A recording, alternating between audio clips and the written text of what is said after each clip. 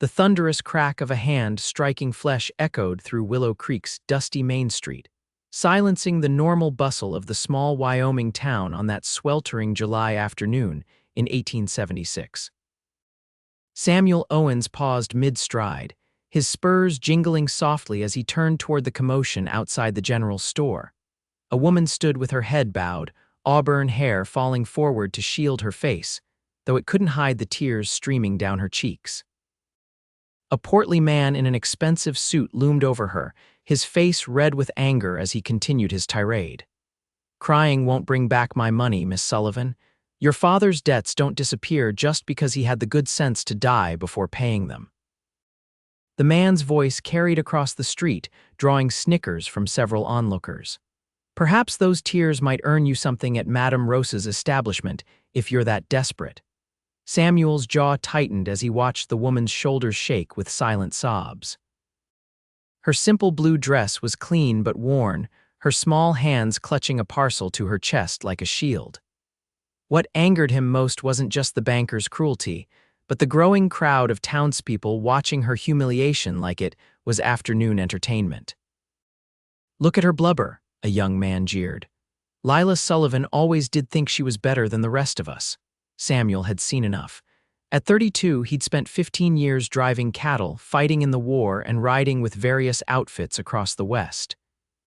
He'd witnessed cruelty in many forms, but he'd never developed a tolerance for it. Without hesitation, he crossed the street in long strides, the crowd parting as he approached.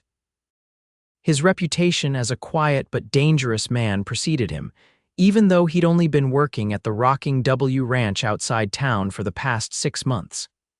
"That's enough," Samuel said, his voice low but carrying authority that silenced the banker mid-sentence. At 6'2", with shoulders broadened by years of hard work, Samuel cut an imposing figure despite his lean frame. His dark hair was in need of a trim, and several days' worth of stubble shadowed his jaw. "This doesn't concern you, Owens," the banker, Harold Whitman, huffed. "This woman's father died owing my bank over $200. She's been avoiding me for weeks." Samuel didn't respond to Whitman. Instead, he removed his battered brown Stetson and gently placed it on Lilah Sullivan's head. The hat was too large and slipped down, partially covering her reddened eyes. When she looked up in surprise, Samuel was struck by the clarity of her green eyes, even through her tears. "Miss Sullivan," Samuel said quietly, "would you allow me to escort you home?" She hesitated, searching his face for any sign of mockery or ulterior motive, but found only genuine concern in his steady gaze. Slowly, she nodded. Without another word, Samuel placed his hand lightly at her elbow and led her away from the crowd. Behind them, Whitman sputtered indignantly. "You can't just walk away. She owes me money." Samuel paused and looked back over his shoulder. "Send the bill to the Rocking W. I'll make sure it's settled." The words came out before he'd fully considered them, but he didn't regret them. $200 was most of his savings from the past year, but the relief that flooded Lilah Sullivan's face was worth every cent. They walked in silence until they were well away from the prying eyes of the townsfolk.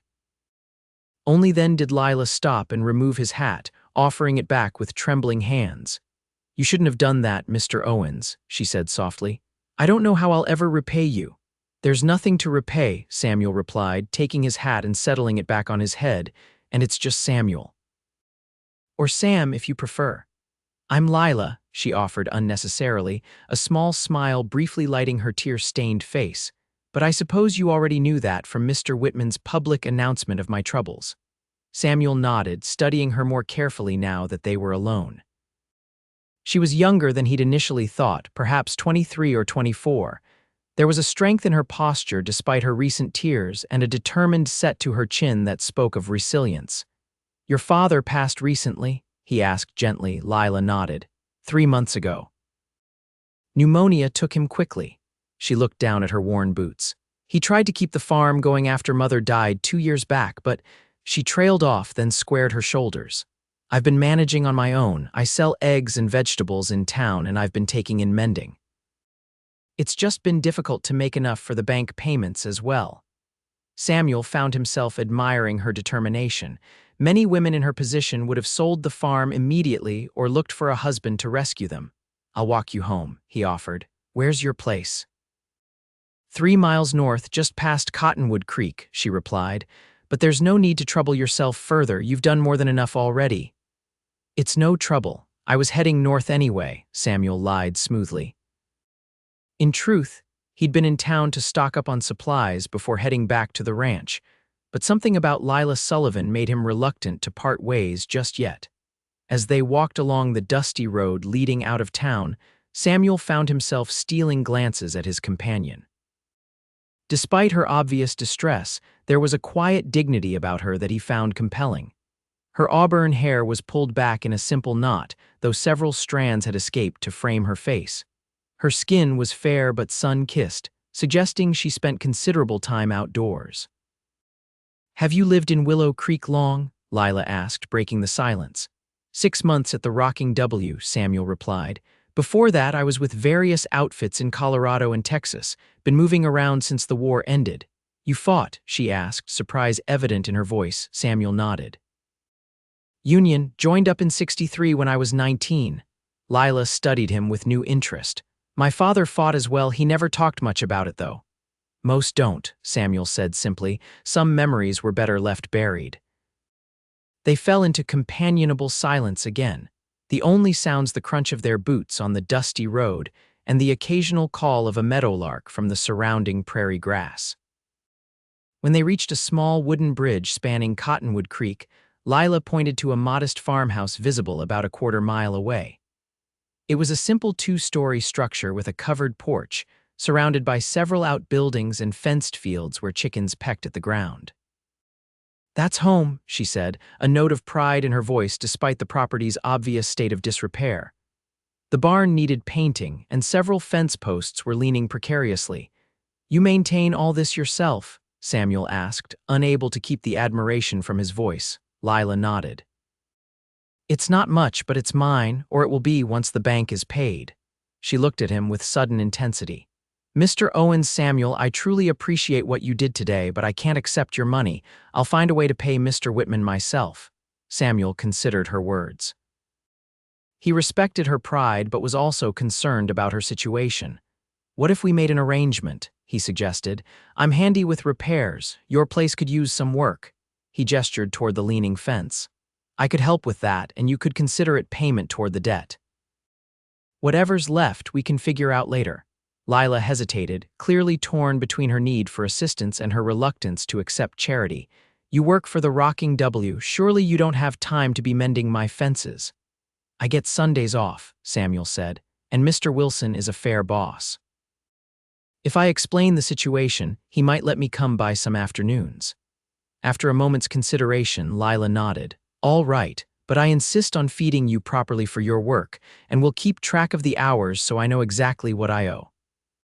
Samuel smiled, touched by her determination to maintain her independence. "That seems fair." As they approached the farmhouse, a border collie came bounding out to greet them, barking excitedly. Lilah bent to ruffle the dog's black and white fur. "This is Scout," she said.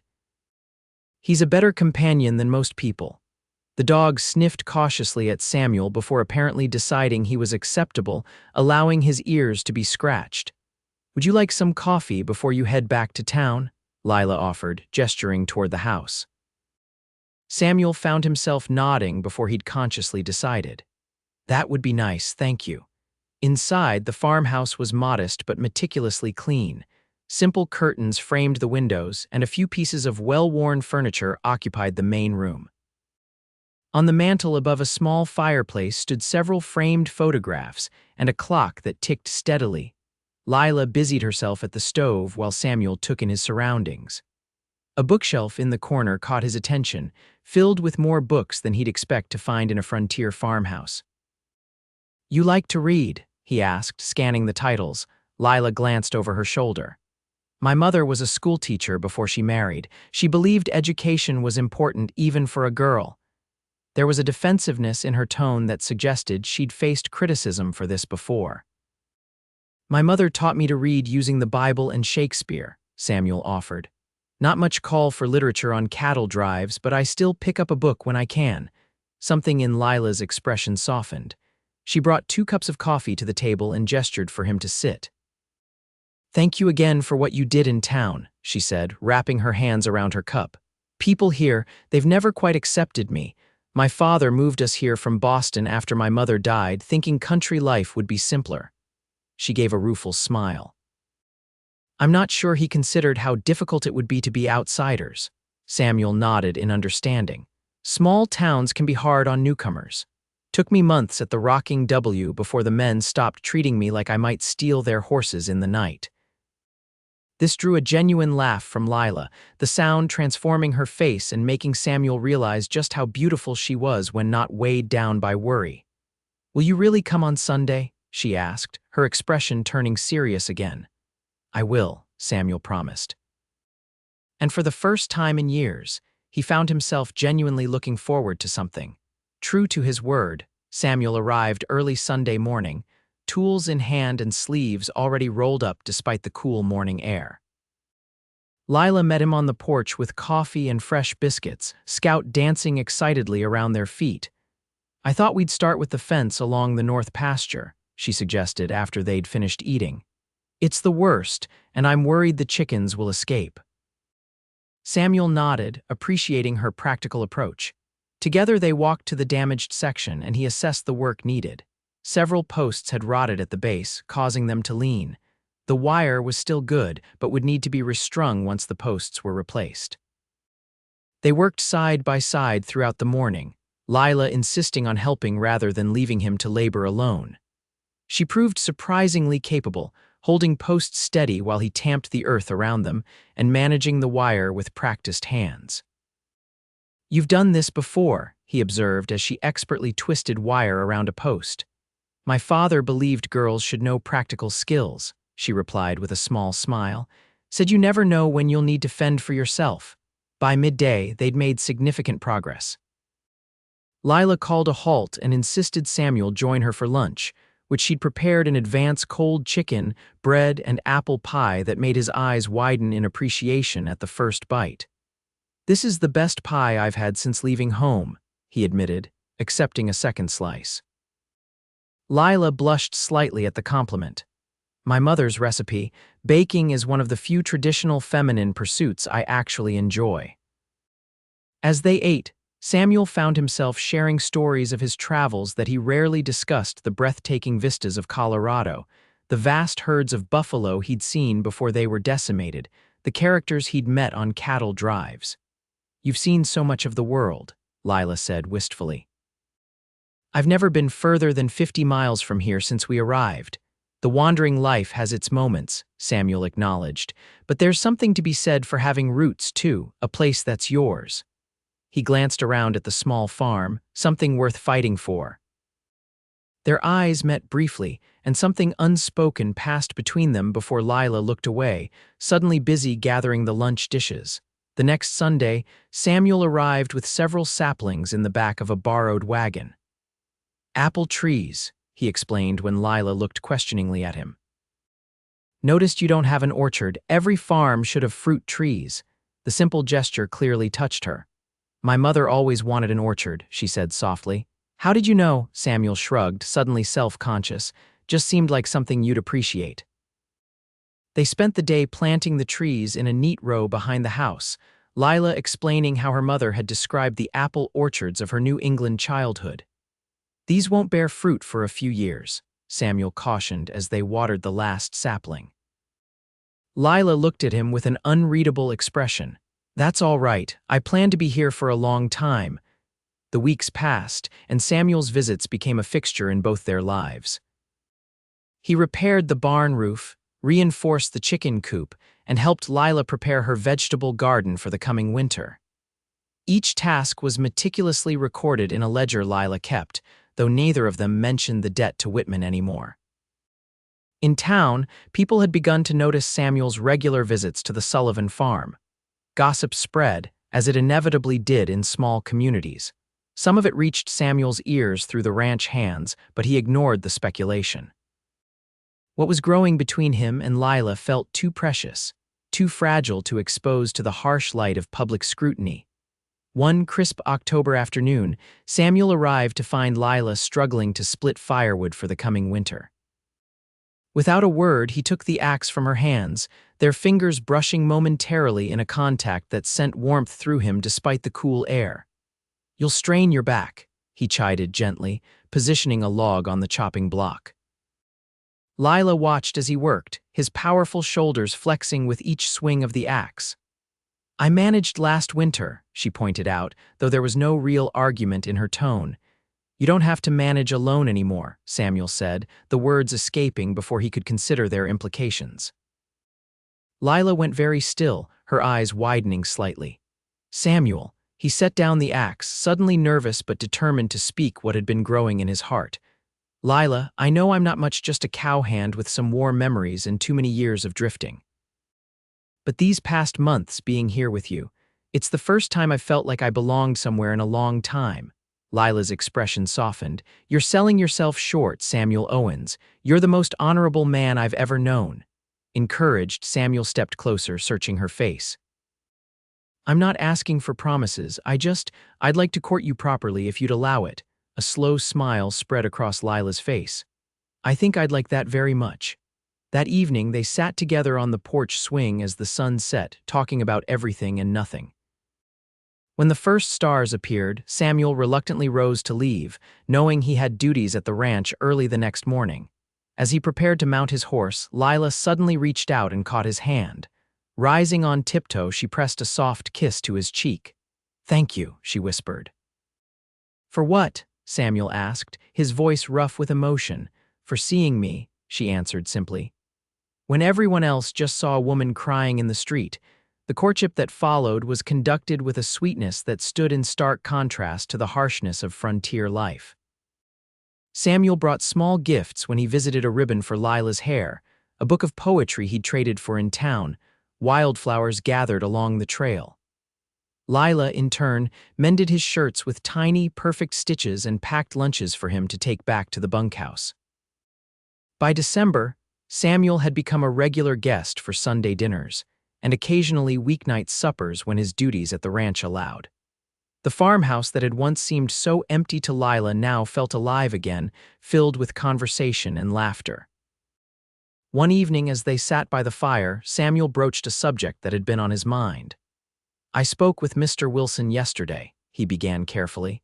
"The Rocking W is expanding next spring. He's looking for someone to manage the eastern section of the property. It would mean my own cabin, better pay." Lilah looked up from her mending, her eyes reflecting the firelight. "That sounds like a wonderful opportunity." Samuel nodded, his fingers nervously turning his hat brim. "It is, but I've been thinking. That land adjoins your property to the west, does it?" Lilah asked, though from her tone, Samuel suspected she already knew this. "It does," he confirmed, "and I thought, well, if a man had a wife, that cabin might be a good place to start a life together." Lilah's hands stilled, her needle suspended mid-stitch. "Samuel Owens," she said softly, "are you proposing to me?" Samuel set his hat aside and moved to kneel before her chair, taking her hands in his. "I am. I love you, Lilah Sullivan. I think I have since the moment I put my hat on your head in the middle of town. I want to build a life with you, combine our lands, raise cattle and children, grow old together." He paused, suddenly uncertain. "If you'll have me." Tears filled Lilah's eyes, but unlike the first tears he'd seen her shed, these shimmered with joy. "Yes," she whispered, squeezing his hands. "Yes, I will have you, Samuel Owens." Their wedding took place on a clear, cold January day in 1877. The small church in Willow Creek was filled with ranch hands from the Rocking W and a few townspeople who had gradually warmed to Lilah as they witnessed her determination and Samuel's devotion. Harold Whitman was conspicuously absent, having been paid in full the previous month when Samuel and Lilah visited the bank together. Her head held high as she counted out the money they had saved through their combined efforts. Mr. Wilson gave the bride away. His weathered face creased in a rare smile as he placed Lilah's hand in Samuel's.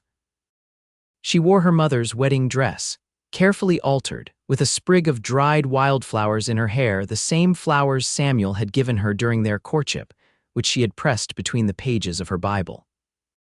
After the ceremony, They celebrated with a simple reception at the farmhouse, which had been transformed by the women from the ranch into a warm, festive space with evergreen boughs and candles illuminating the winter darkness. As the guests gradually departed, leaving the newlyweds alone, Samuel took Lilah's hand and led her to the porch. The night was clear, stars scattered across the black velvet sky like diamonds. "I have something for you," he said, reaching into his pocket. He withdrew a small, worn leather pouch and emptied its contents into her palm, a simple gold band with a tiny pearl. "It was my mother's," he explained. "I've carried it with me since she passed, waiting for the right woman to give it to." Lilah's eyes filled with tears as he slipped the ring onto her finger alongside her new wedding band. "It's beautiful," she whispered. "I'll treasure it always." Samuel gently wiped away a tear that had escaped down her cheek. "No more tears," he said softly, "unless they're happy ones." Lilah smiled up at him. "With you, they always will be." As they stood together under the vast Wyoming sky, Samuel reflected on the journey that had brought them to this moment. A chance encounter on a dusty street, a simple act of kindness placing his hat on the head of a weeping woman and leading her away from cruelty had changed the course of both their lives. Spring brought new beginnings as Samuel and Lilah moved into the cabin on the rocking W-Tikes eastern section. True to his word, Mr. Wilson had promoted Samuel to section manager, giving him responsibility for a significant portion of the ranch's operations, while allowing him the flexibility to maintain Lilah's farm as well. They combined their lands, using Samuel's knowledge of cattle and Lilah's farming expertise to create a diverse and thriving operation. The apple saplings Samuel had planted began to show promising growth, and Lilah expanded her vegetable garden, selling the excess produce in town alongside her eggs and baked goods. By their first anniversary, Lilah was expecting their first child. The news brought Samuel to his knees, his hand trembling as he placed it on his wife's still flat stomach. "A baby," he whispered in awe. "Our baby." Lilah covered his hand with hers, her eyes shining. "The first of many, I hope." Their daughter, Emily Rose, was born the following summer, a healthy, robust child with her mother's green eyes and her father's dark hair. Samuel, who had faced armed men without flinching, found himself terrified by the tiny bundle placed in his arms, yet simultaneously filled with a fierce love unlike anything he had ever known. As Emily grew, so did their family and their land. Samuel's careful management and hard work allowed them to purchase additional acreage adjoining Lilah's original farm. They built a new, larger home where the old farmhouse had stood, with plenty of room for the son and second daughter who joined their family over the following years. The orchard Samuel had started flourished, eventually producing enough fruit for Lilah to start a small side business selling apple preserves and pies that became famous throughout the county. Their cattle operation expanded as well, with Samuel breeding a hardier stock well-suited to the Wyoming climate. 10 years after their wedding, Willow Creek had grown from a dusty frontier town into a respectable community, with a new school, a proper bank building, and even a small library, the latter due in no small part to Lilah's tireless fundraising efforts. Harold Whitman had long since moved on, replaced by a younger, more progressive banker who had helped finance several of the town's improvements. On a warm Sunday afternoon, the Owens family gathered for a picnic beneath the now mature apple trees. Emily, at 9, read aloud from a book of poetry while 7-year-old James and 5-year-old Sarah chased butterflies among the wildflowers that Lilah had deliberately allowed to grow at the orchard's edge. Samuel, his dark hair now touched with silver at the temples, leaned back against a tree trunk with Lilah nestled beside him, her head on his shoulder. "Did you ever imagine this?" she asked softly, gesturing to their children, their home, the land that stretched before them. "That day in town when you found me crying," Samuel considered the question, his arm tightening around his wife's shoulders. "No," he admitted. "I just knew I couldn't walk past someone in pain. I couldn't have dreamed what would come of it." Lilah turned her face up to his, the years having only enhanced her beauty in his eyes. "I thank God every day that you didn't just walk by, that you were brave enough to step in when no one else would." Samuel brushed a strand of auburn hair still untouched by gray from her forehead. I thank God you were brave enough to start again with a wandering cowboy who had nothing to offer but his hands and his heart. It was more than enough, Lilah whispered, leaning up to kiss him softly. As the sun began its descent toward the western horizon, casting long golden shadows across their land, Samuel reflected on the journey of the past decade. From that moment of placing his hat on a weeping woman's head, through courtship and marriage, children and growth, challenges and triumphs, every step had led them here, to this perfect moment of contentment. Life on the frontier remained demanding, and there would always be new challenges to face. But they would face them together, with the strength they had built between them and the love that had transformed two lonely souls into a family. In the distance, Emily called for them to come see a nest she had discovered, her voice bright with excitement. James and Sarah echoed their sister's calls, their small faces alight with joy and wonder at their discovery. Samuel stood and offered his hand to Lilah, helping her to her feet. Together, they walked toward their children, toward their future, hand in hand as they had been since that fateful day when a cowboy saw a woman mocked for her tears, placed his hat on her head, and led her away to a life neither of them could have imagined.